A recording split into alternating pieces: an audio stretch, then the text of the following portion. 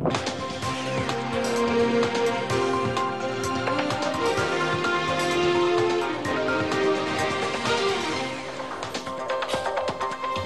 evening, ladies and gentlemen, and welcome to your news edition. These are the headlines.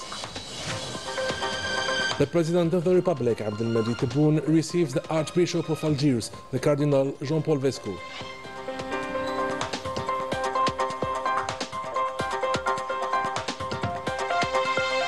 The Kutama Agri-Food Complex in Jidel, an added value to the national economy and industry thanks to the efforts of National Skills, a complex that aims to ensure food security and exports.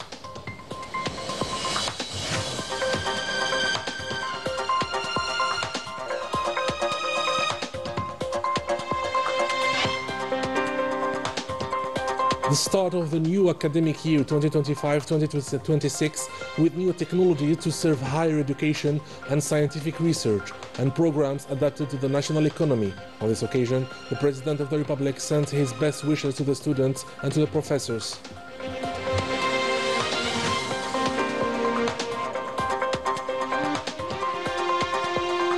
And from New York, Algeria reaffirms its commitment to the principles and the objectives of the United Nations Charter for Peace, Security and Development in the world.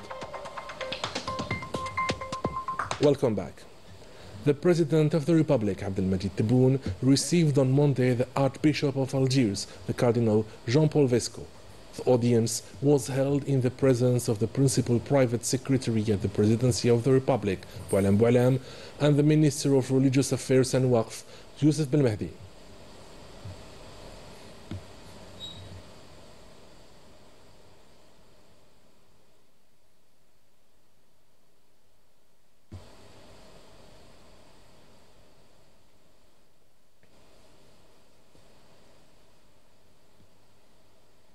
On the occasion of the start of the new academic year 2025-2026, the President of the Republic, Abdelmajid Tebboune, wishes a lot of success to all the students of universities, higher institutes and schools, as well as to the professors and to all the workers of the sector of higher education and scientific research. Tasked by the President of the Republic, the Prime Minister Sefer Ayeb paid on Monday a work visit to the province of Jidel, where he inaugurated the Kutama Agri-Food Oilseed Crushing Complex. He was accompanied by the Minister of Interior, Local Communities and Transport and the Minister of Industry. The Prime Minister listened to a presentation on the main data related to this strategic complex that reflects the vision of the President of the Republic aiming to reinforce food security and reduce the import bill, as well as the creation of several jobs. Sefer Ayeb listened also to detailed explanations on this complex, considered as a big challenge given its technical and technological equipment that allows to reach a production capacity of 5,000 to 6,000 tons daily. The complex covers more than 20% of the national market in raw oil and more than 80% in livestock feed. After that, the Prime Minister inspected the realization works of the second phase of the container terminal project at the port of Ghengen, one of the largest ports of the Mediterranean, and the logistics support for the promotion of Algerian exports. The Prime Minister has also discussed the instruction of the President of the Republic to build a terminal for the cement export. He insisted on the acceleration of the recovery of existing areas in the port, with 20 hectares for the private investors to build storage silos for export. We'll listen to the Prime Minister.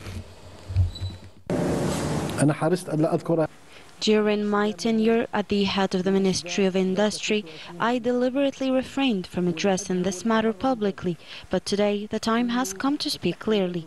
We inherited a project launched without prior studies, without adequate means, and burdened with immense technological and technical challenges. Yet, through rigorous oversight of every stage, we succeeded in saving no less than $7 to $8 million for the National Treasury. A remarkable achievement carried out entirely by Algerian skills trained in our schools and universities, a true source of national pride. But the reality is stark. When this project was officially received, only 20% of it has been completed. The most shocking fact is that financial transfers had already been executed at a staggering rate of 68 to 69%. This is, in its purest form, is the plundering of public funds. Fortunately, under the clear guidance of the President of the Republic and his sincere commitment to the Algerian people, the process of recovering these embezzled sums is now a tangible reality. The Prime Minister said that the start of production of the Kutama agri-food complex is a challenge that has been met thanks to Algerian skills, a challenge that allowed the Treasury to save millions. We listen. What we have regained today, beyond what is visible to the naked eye, is above all the self-confidence of the Algerian workforce, and that is extremely important because the Algerian workforce, I say it and I repeat it, has ideas, skills, and above all is genius. And thanks to the guidance of the President of the Republic, we have given this chance to the Algerian workforce, and they haven't let us down. The Kutama agri-food complex visited by the Prime Minister is a project that aims to meet the nation's needs by covering local demand and conquering foreign markets. Najah Diyar has the details. To ensure the full readiness of equipment ahead of the official launch of crude vegetable oil and animal feed production in Jijil province, engineers and technicians at the Kutama agri-food complex have conducted a series of tests for the best results. We are currently supervising the trials and making sure that the equipment and systems meet quality and safety standards. Following the tests and technical verifications, we can confirm that the equipment complies with the required standards. Once operational, the project is expected to cover a significant share of Algeria's demand for crude soybean oil, considered one of the most important investments in support of the agricultural sector. It reflects the state's determination to achieve greater food security.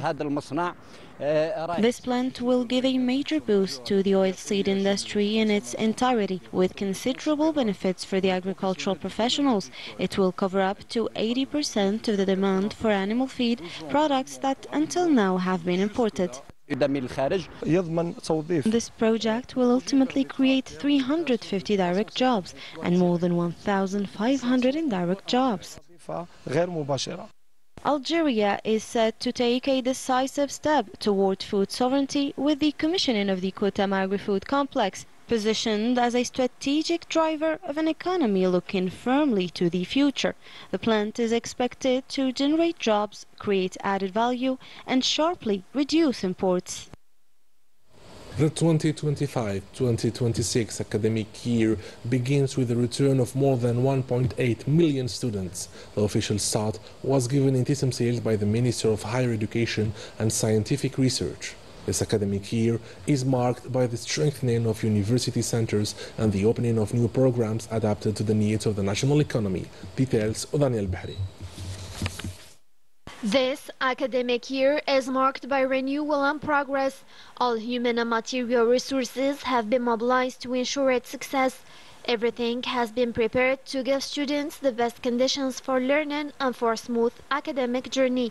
The 2025-2026 academic year was launched in the province of Tisimsil by the Minister of Higher Education and Scientific Research, Canal, who underlined the key role of the university and the importance given to students who represent the future of Algeria. Tisimsil has become a lever for development. The university's involvement in the country's development process through innovation and applied research is a priority for Algerian universities. Throughout university, we are investing in the future and focusing on the human factor. The state's efforts are visible: constant improvement of university services, doubling of funding dedicated to scientific research, and increase in teaching and presidential places. This is a strategic investment made by the public authorities for national sovereignty. The sector enrolls more than 183,400 students, supervised by nearly 75,000 teachers, spread across 117 university establishments, a system reinforced by 415 university residences offering more than 175,000 beds and managed by more than 120,000 employees across all structures. To support economic changes and the jobs of tomorrow, digitalization has been integrated into educational platforms with the opening of new modern courses in artificial intelligence, energies, renewable energy and digital economy. The sector also places particular importance on scientific research and innovation with university incubators, innovative projects in the development phase, as well as a large network of startups and micro-enterprises, thus creating an integrated environment that supports academic training. A commitment expressed by the public authorities today through its efforts, its desire to make Algerian universities a driving force of national development and a space for training skills capable of meeting the challenges of tomorrow. During the high-level international conference in New York, the Palestinian President Mahmoud Abbas praised Algeria's efforts to support the Palestinian cause, particularly its unwavering position as an Arab member of the Security Council. I would like to seize this occasion to praise the role of the brotherly and friendly countries that support our cause in international forums, and we particularly praise the role of Algeria, which chairs the Arab seats in the Security Council. And we appreciate the positions of the peoples and organizations that support the legitimate rights of the Palestinian people. As the representative of Algeria at the high-level segment of the United Nations General Assembly, the State Minister, Minister of Foreign Affairs, National Community Abroad and African Affairs, Ahmed Attaf, participated on Monday in New York in the high-level plenary session of the General Assembly, celebrating the 80th anniversary of the creation of the United Nations Organization. This high-level session was an opportunity to review the achievements made by the UN over the past 8 decades, particularly in the areas of peace, security and development and human rights. It was also the occasion to highlight the growing challenges facing the world and to renew the commitment to the principles and objectives of the UN Charter with aim of establishing a more inclusive and effective multilateral system. The Minister of Foreign Affairs took part also in the official launch ceremony of the Global Declaration for the Protection of Humanitarian Personnel, a ceremony during which Ahmed Attaf signed this declaration aiming to reinforce the legal arsenal to protect the humanitarian workers according to the requirements of the international humanitarian law and ensure the total, safe and quick delivery of aid. I sincerely believe that The Minister of Foreign Affairs took part in the ministerial meeting of the A3+ group that includes 3 African member countries of the Security Council, Algeria, Sierra Leone and Somalia, in addition to Guyana, the Democratic Republic of Congo and Liberia. This meeting was the occasion to confirm the commitment to continue the joint efforts to reinforce the African unity at the Security Council. The participants highlighted Algeria's major role in reinforcing the coordination. We listen to the Minister of Foreign Affairs. I sincerely believe that the coordination among the A3+ has been excellent and highly impactful. I seize this opportunity to commend our permanent representatives in New York for their outstanding work. The A3 has indeed reached an advanced level of maturity, emerging as a driving force for positive action within the Security Council. Finally, I would like to seize this opportunity to reiterate Algeria's full commitment to this coordination platform, which has emerged as a result of the well-known Oran process for peace and security in Africa. In New York, the State Minister, Minister of Foreign Affairs, National Community Abroad and African Affairs, Ahmed Attaf, met with his counterparts from several countries to discuss continental and international issues. More details with Daniel Bahri. Bilateral talks brought together Ahmed Attaf and the chairperson of the African Union Commission, Mahmoud Ali Youssef. The two sides review the main issues on the continental agenda, including the need to promote Africa's priorities within the United Nations framework. The development of bilateral relations in preparation for the first session in the Joint Governmental Committee was at the center of Attaf's meeting with Musalia Mudavadi, Kenya's Minister of Foreign Affairs and Diaspora Affairs. Attaf also met with Abdullah Saber Fadl, Chad's Minister of State of Foreign Affairs, African Integration and Chadians Abroad.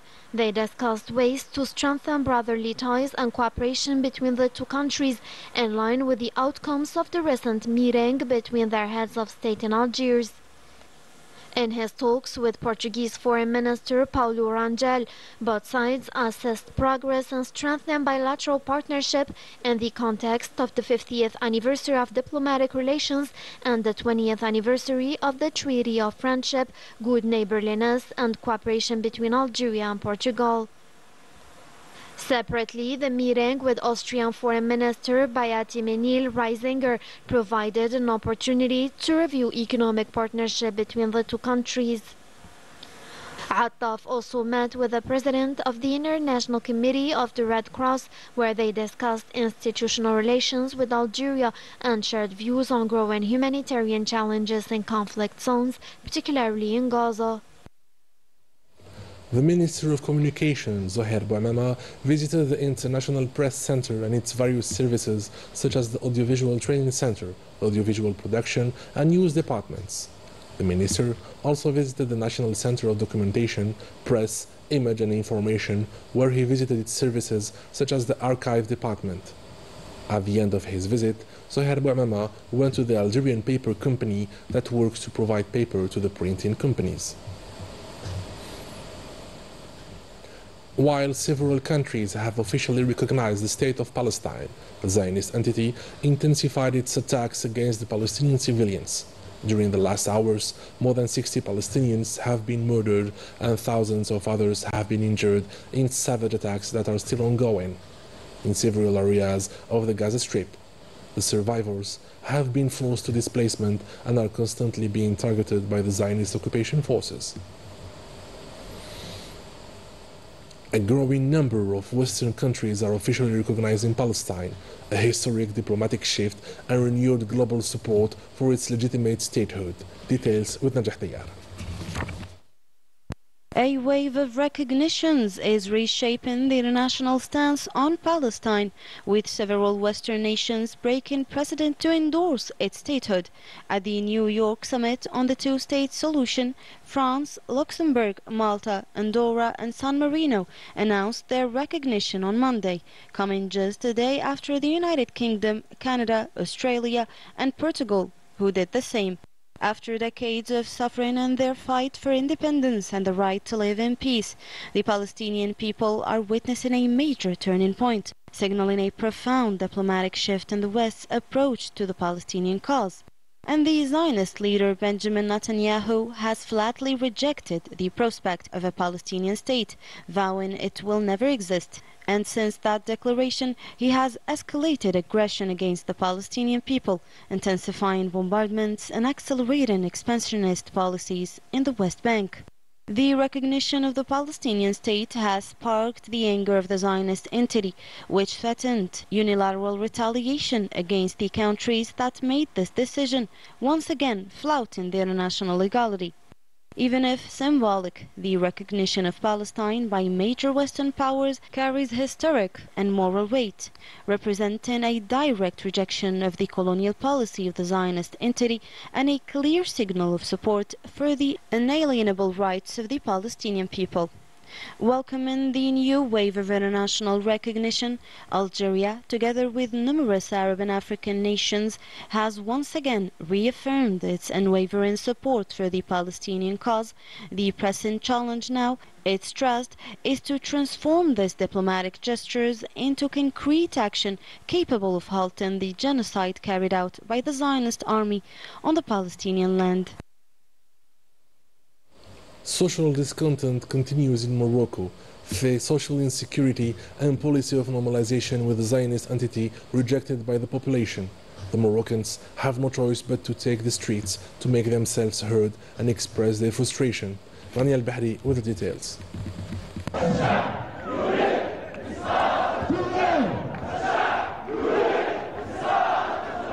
For several months, Morocco has been vibrating to the rhythm of demonstrations.